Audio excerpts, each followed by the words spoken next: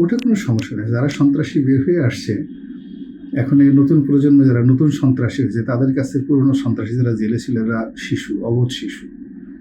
এরা গিয়ে বাইরে গিয়ে মাস্তানি করবে, গুন্ডামি করবে, এরকম অবস্থা নেই। এখন জনপদে 2025 সনে প্রতিটি জনপদে বিপজ্জনক কিছু মানে সন্ত্রাসী তৈরি হয়ে গেছে, যারা মব করছে, যারা এমন সব সন্ত্রাসী কর্মকাণ্ড করছে, তাদের কৌশল, তাদের নিষ্ঠুরতা, তাদের পাষণ্ডতা সব মিলিয়ে যারা শেখ হাসিনার জমানাতে সন্ত্রাসী ছিল কিংবা তার আগে সন্ত্রাসী ছিল পুরনো, যারা সে যাদের বয়স 60-এর বেশি হয়ে গেছে, তারা এখন অবাক বিষয়ে তাকিয়ে দেখে এরা এগুলো পারে কি করে।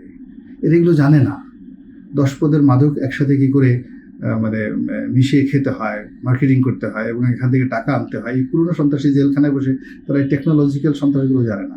তারা জানে না যে কী করে একটা নারী একটা পুরুষকে রাস্তার মধ্যে থামিয়ে জাস্ট তার চোখের দিকে তাকিয়ে তার দিকে একটা মেডিসিন খেয়ে দেওয়ার পর তার উপর কনভিন্স করে তার সর্বস্ব লুট করে নেওয়া যায়।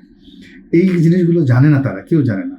মানে সন্ত্রাসের মানে এখন যে টেকনোলজি, এখন ইরান যেভাবে আক্রমণ করেছে ইসরায়েল, এখানে যে ধরনের টেকনোলজি ব্যবহৃত হয়েছে, বাংলাদেশের সন্ত্রাসের ক্ষেত্রে এইভাবে অত্যাধুনিক টেকনোলজি ব্যবহৃত হচ্ছে। আর সেখানে যারা যাকে বলা হয় জেলখানাতে ছিল, তারা সেই আদিমকালের একটা চাকু নিয়ে, একটা অস্ত্র নিয়ে, বড় জোর একটা পিস্তল নিয়ে সামনে দাঁড়িয়ে একটা অট্ট হাসি দিল সিনেমার ভিলেনের কায়দায়, দে যা কিছু আছে দিয়ে দে, বা টেলিফোন করে আমি অমুক ভাই বলছি, গদাশা বলছি, হ্যাঁ আমি 6 ঘন্টার মধ্যে আমার টাকা না পৌঁছে দিলে লাশ ফিরে দেবো।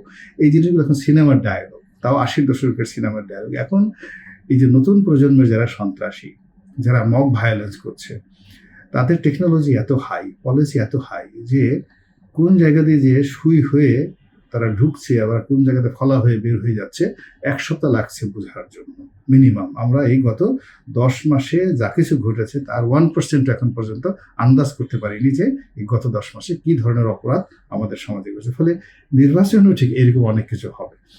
এখানে সন্ত্রাস হবে, মব ভায়োলেন্স হবে, অনেক কিছু হবে, এবং সেটা এই আধুনিক প্রজন্মের সন্ত্রাসীরা করবে। পুরনো সন্ত্রাসীর এখানে কোনো রকম জায়গা হবে না।